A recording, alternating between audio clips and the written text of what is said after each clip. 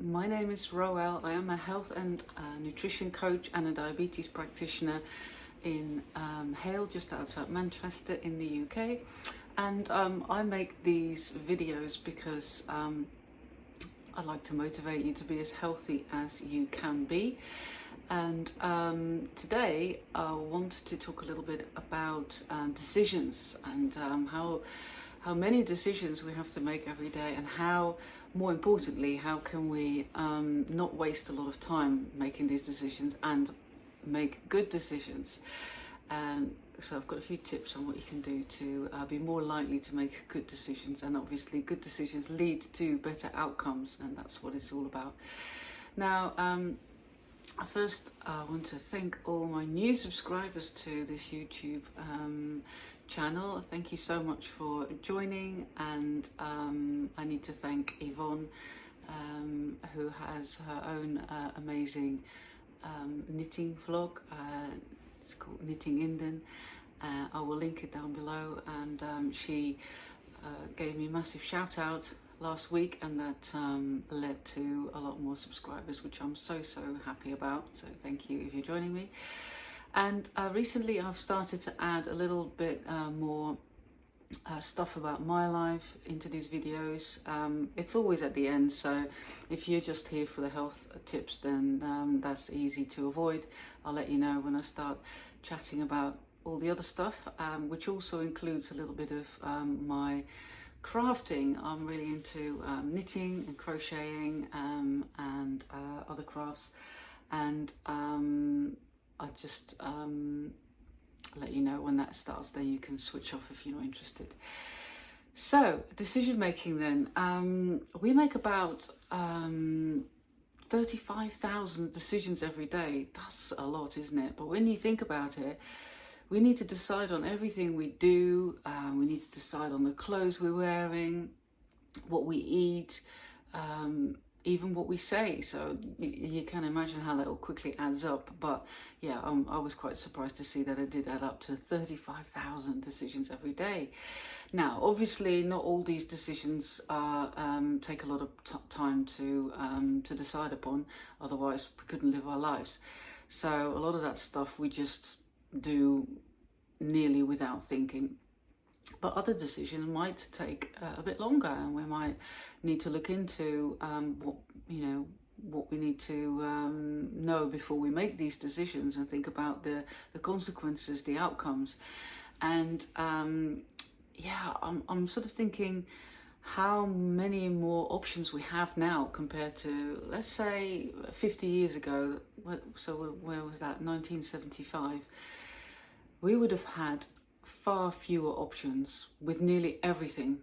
If you think about what kind of job you would be doing, you wouldn't have as many options as we have now.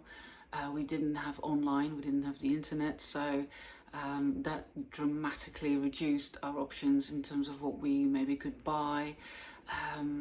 Generally, I think with most things, even if you think about the supermarket or the shops you might go to, they would have way less stuff. Now the supermarket, how many different versions of every product can you choose from, whereas in 1975 surely there would be far fewer options. So it's easy to get overwhelmed, and when we get overwhelmed we don't necessarily make the right decisions. So the other thing with having so many options is that we might get a little bit scared that we make the wrong decision, because there are so many choices that it's easier to wonder whether you're making the wrong choice because there were so many other ones. Whereas if there's only two things to choose from, then it's less likely that you choose the wrong thing because there were only two.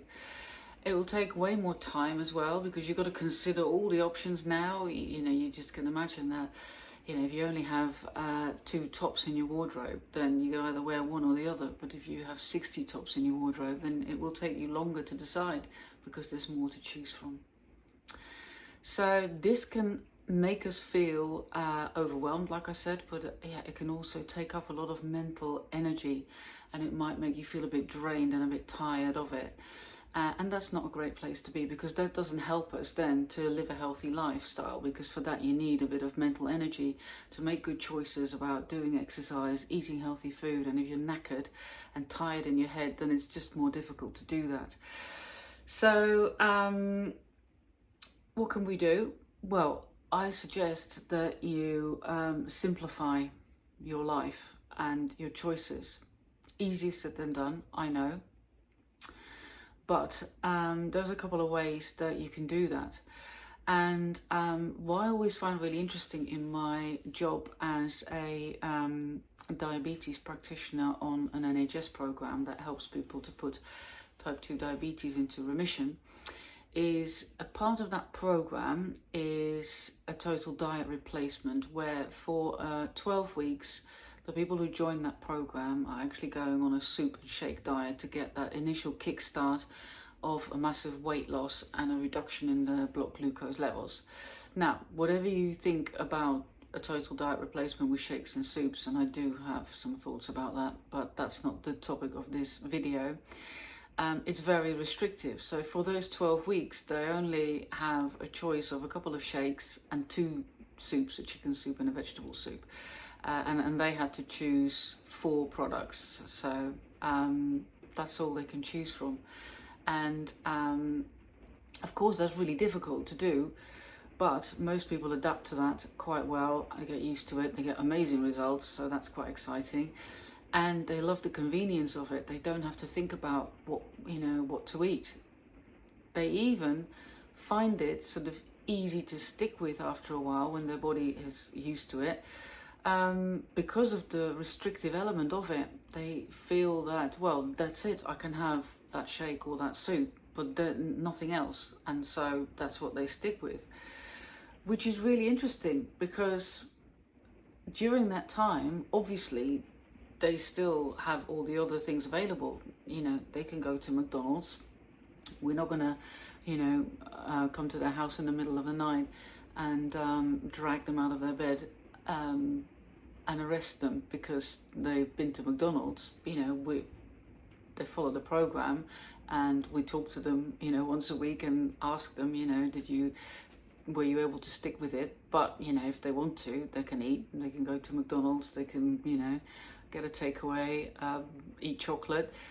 But most of them don't, because they're on that program. Those are the rules, and that's what they're sticking with. So you could use that with real food and say, look, these are my rules. My rules are that I don't drink during the week. I only drink on the weekend. My rules are that I can only have so much chocolate once a week, or the list is endless. I'm not suggesting what your rules should be, but once you've come up with a way that you want to live a healthy lifestyle, then you could say, look, I can only have a treat if I've been to the gym, or and you may find that actually makes it more likely that you do that, rather than just sort of generally trying to be healthy. Just have these strict rules and say, these are the rules. And I think it's something in the sort of human psyche that makes us stick to rules. Maybe not everybody. If you're like a real rebel, then maybe not an anarchist. But yeah, give it a go, and that might work for you, to say, look, I can only eat this or that. Come up with 2 breakfast options and say you can only have scrambled eggs or any eggs, or Greek yogurt with berries. Those are the options. There is, I can't have anything else. Or have a couple of suggestions for dinner or lunch. Or you could say on a weekday, I can only eat meat, fish, eggs, vegetables, nuts and seeds and fruit. And then on the weekend, you can maybe extend the options a little bit. I'm just giving you examples, I'm not saying that that's like the best way to live, although that would be a really good way to live. But let's see what you can do with that. Maybe you can come up with some rules that could help you. And what's also interesting is that once you've established these rules, you can also communicate these rules to the people around you. And for example, if your rule is that I don't drink on a weekday, then, you know, you can communicate that to your friends, and then they know that if you're, you know, out on a weekday, you don't drink alcohol, you come along, but you have something else. And then they don't keep questioning that, and you don't need to keep sort of questioning that yourself. You've already decided that, and that helps sometimes. And, you know, if you know that, you know, somebody is allergic to gluten, say they're celiac, then you're not gonna, you know, persuade them to eat products that contain gluten. You know that they don't do that, and that's it. So maybe that can be helpful. So maybe come up with your rules, your structure, and see if that can help you. And then another big tip would be to already pre-decide certain things. So certain things come back all the time, like the clothes you wear, what am I going to eat, maybe your exercise routine, and you can pre-decide all this. So say, for example, on a Sunday, you could sit down and you can already pre-decide what you're eating. And once that's decided, you don't have to waste any more time or mental energy on a weekday to go through all that. Like, oh, what shall I have for breakfast? What shall I have for dinner? You've already decided that. It's done. Fantastic. And maybe you already pre-prepped some food, or maybe you're batch cooked already, and then it's already done. The decision's been made, the prep's been done, and you are more likely to do that. Exercise plan is an amazing thing to do. You know, even for someone like me who loves doing exercise, and I do it, you know, most days, I still found it very beneficial to make a plan for the week ahead. So then I also could make sure that I am doing all the types of different physical activity, like aerobic, strengthening exercises, some stretching, some balance work. And I planned it all ahead. I can look in my diary, I can see when I've got the time to do it. That's when I'm going to do this, that's when I'm going to do that. Put it in my diary, block it off, like an important appointment, which it is really.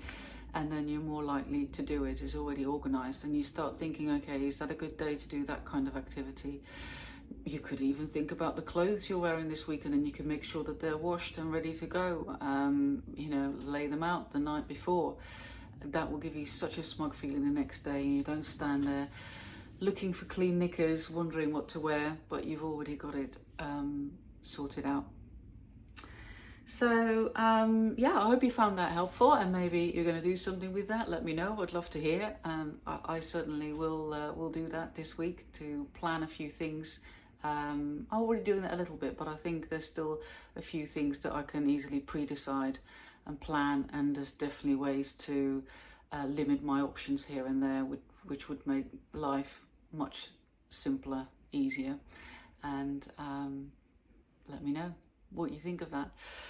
I need to address something. In my previous video, the one about when I went to Buxton and visited a yarn show there, and I did get a comment about the fact that I mentioned that there are a lot of old people in Buxton, and there are a lot of old people in Buxton. But I don't want anybody to be offended by that or think that I don't like old people, because I'm an old person myself. Somebody reminded me a few weeks ago that I'll be 60 next year, which I was quite shocked by, but it is the truth. And I think the fact that I mentioned that maybe is because I'm sort of still in my head transitioning. Well, this is not even a transition, because, you know, obviously I've been sort of an older person for quite a while now, but we did used to live a much maybe a younger life, I don't know, a younger lifestyle, when we lived in the city centre of Manchester, and that was only a year and a half ago. I think we were going out more, and I think this is the biggest difference, we were surrounded by young people all the time. You know, the area where we lived in Ancoats in Manchester, the average age was 25, and yeah, we were sort of the dinosaurs in there. But I think if you're surrounded by young people, it sort of has an impact on your perspective, I think. And then we moved into the suburbs where we are now, and here there are, you know, more older people, like people our age.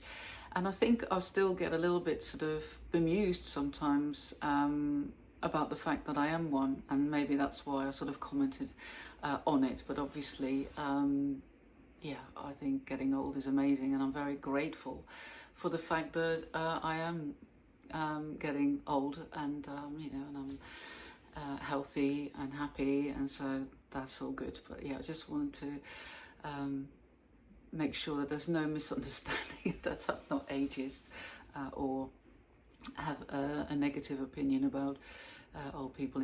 I hope you understand that I love all kinds of people. Right, so this is then the part of the video. No, lastly, also I need to mention that I'm organising another webinar.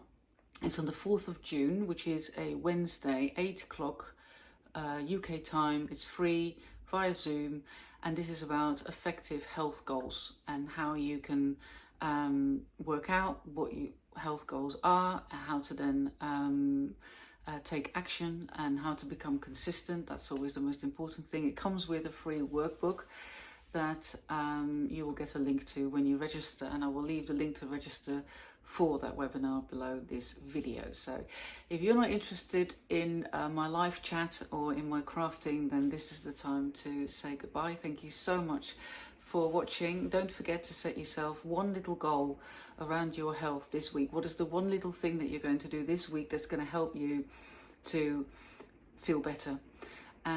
And it could be around the decision making. Maybe you're going to simplify a few things. Maybe you're going to pre-decide on a few things. That would be a really good goal for this week. But of course, it could be anything. And don't make it too big. A little thing only for this week. Review it next week and rinse and repeat. And you're going to be very, very successful. Right. So this week, it's been a busy week. It always seems to be a busy week. Always seem to go really fast. But it was a great week. The weather has turned a little bit. It was really nice, and I don't know if you can even hear it now, but it's raining. It's a bit colder. So yeah, it was very windy as well. And this is all very English, talk about the weather, but yeah, it has changed. And this week we've been trying out, excuse me, padel for the first time. I don't know if you pronounce it like that. Is it paddle or padel? But it's a racket sport, and I think it's a bit of a hype. I get a feeling, and there's more and more padel courts turning up everywhere. And our daughters kept saying to us, "Oh, you should try that. We think you would really like that. It sounds like, you know, right up your street." So we found some padel courts in the centre of Manchester. Hopped on a tram, booked it. It's quite expensive, but maybe if you play doubles and there's 4 of you, then it's actually not so bad. We think the prices are between £40 and £60. We paid £60 for a court for an hour. Yeah, if you do that with 4 people, then obviously maybe it's not so bad. Then for an hour, that's sort of the price you would also pay for, say, a yoga class or something like that, an exercise class. But yeah, not something that we'll be doing on a very regular basis at that price. But we wanted to try it out, and it was a great afternoon out. Really, it's really accessible. I think even if you don't know how to play tennis or squash. My husband has been playing squash for all of his life. And I played a little bit of squash and a little bit of tennis, but I'm not very good at it. And in the last few weeks, I've played 2 games of pickleball with some people at the local gym, which I'd never heard of before as well, which is sort of like padel, maybe, but in a whole bit different again. Anywho, yeah, loved it. Hour long. I did get a good workout. I think maybe in doubles you might not get a really massive workout from it, but we definitely did a lot of running around. And like I said, very accessible. Even if you've never done anything like that before, I think you could still have a really great time with it. And it wasn't at all a problem that my husband would be very much better at it than I am. You know, he didn't feel like he had to sort of dumb it down a lot. And he got a good workout from it as well. The good thing is that you can smash the ball against all the sort of the outside walls, so you don't have to be sort of technically that good at it. Anyway, I've attached a little clip at the end of the video that I will attach with some bits and bobs of this week. And actually what I try to do in today's video at the end is to show you a little bit of the food that I eat during the day. So a typical breakfast, a lunch and a dinner. And then I attached a little bit of our padelling, or whatever you call that. So craft wise, I have set up, no, what do you call that, not set up, I have cast on a new sock, because I finished the other socks, which I'm wearing at the moment, and they are a little bit big, so I've reduced the amount of stitches that I have casted on. It's the same base model of the ones that I showed last time from Summer Lee, and it's from the Cuff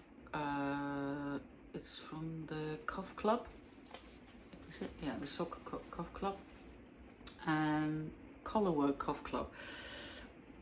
And I set up another one of those, but then with fewer stitches. So instead of 72, I'm now doing 64, and I'm really enjoying it. So the reason why I cast this one on is because I showed you I am going to do a collarwork vest top, and I just wanted to start sort of practicing a little bit of the collarwork, and the socks are a great way of doing that. So I've only just done a little bit, and just started on the heel here.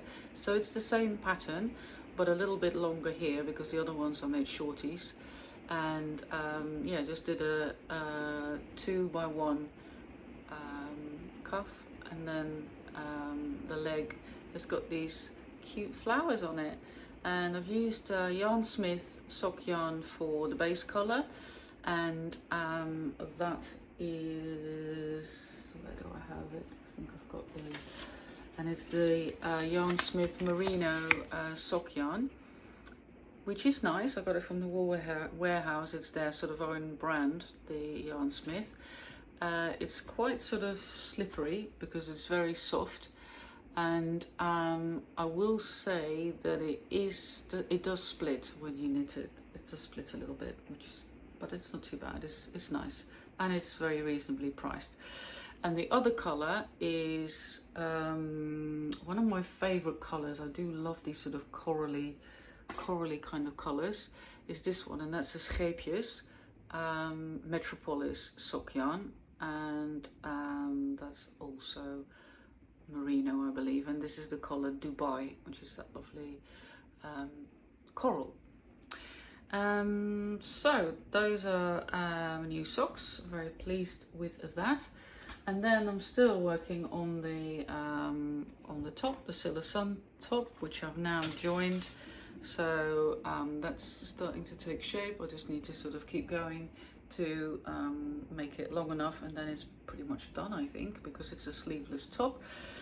I am getting sort of, no, annoyed is not the word, but you do need to keep your wits about you with these, with the lace pattern, because it's a hole on the left and then a hole on the right, and if you mess it up, then lace work's not that easy to undo. You need to